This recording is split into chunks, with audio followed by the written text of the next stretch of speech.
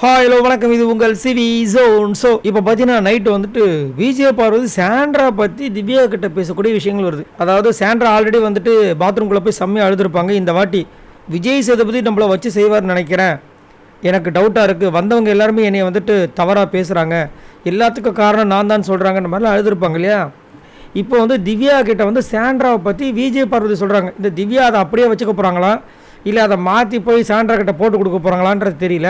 But என்ன சொல்கிறாங்கன்னா, ஒன்றும் இல்லை, இவங்க வந்து நார்மலாக சொல்கிறாங்க, அவகிட்ட ஒரு காமெடி டோன் இருக்குல்ல, அதுப்பா அதை அச்சுக்கிறதுக்கு ஆளே கிடையாதுன்றாங்க. ஒரு காமெடியை கலாய்க்கிறாங்களா அது.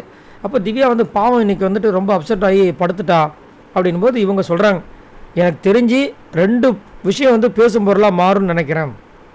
ஒன்று, அந்த பூண்டு வெங்காயம் மேட்ரு, தோல் ஃபுல்லாக பிரித்து வீடு ஃபுல்லாக போட்டு விட்டாங்க, அந்த ஒரு விஷயம். இன்னொன்று, என்டர்டெயின்மெண்ட் ஏன் பண்ண மாட்டோம், இந்த ரெண்டு விஷயம் வந்து செம்மையாக வந்து ஹைலைட் ஆகி விஜய் சேதுபதி நம்மளை வச்சு செய்ய போகிறார் அப்படின்ற மாதிரி எனக்கு தோணுதுன்றாங்க. உண்மை தானே?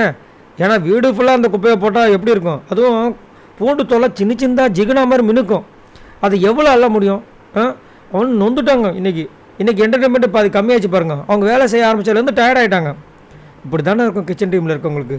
மனசாட்சி வேணுமா? நம்ம ஒரு வாட்டி இதே மாதிரி வேலை, அதாவது கிச்சன் டீமில் எவ்வளோ வேலை இருக்குன்றதை வந்துட்டு ஒரு சின்ன சாம்பிள் கொடுத்ததுக்கே உங்களுக்கு முடியல, என்டர்டெயின்மெண்ட்டை காணும்.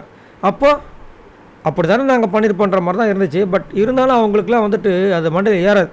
பட் எது எப்படியோ இவங்களே சொல்லிட்டாங்க, அதாவது அனலைசஸ் கிங்கு விஜய் பார்வதியே சொல்லிட்டாங்க, பேசும்போதெல்லாம் வந்து விஜய் சேதுபதி அவரோட எபிசோடில் இருக்க போகுதுன்னு. அப்போ சாண்ட்ராக்கு சங்கு தான், அடுத்தது விஜய் பார்வதிக்கு சங்கு தான். ஏன்னா சாண்ட்ரா கூட பாதி நேரம் இருக்கிறது விஜய் பார்வதி தான். அப்போது வந்துட்டு சாம்பார் ஸ்குவாடுக்கு வந்து நீதி கிடைக்காதா அப்படின்ற மாதிரி கேட்டிங்கன்னா கண்டிப்பாக கிடைக்கும். பார்க்கலாம் என்ன நடக்குதுன்னு.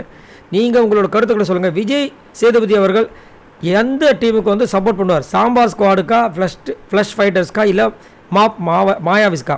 மறக்காமல் கீழே கமெண்ட்ஸ் பண்ணுங்கள். பாய் நண்பர்கள்.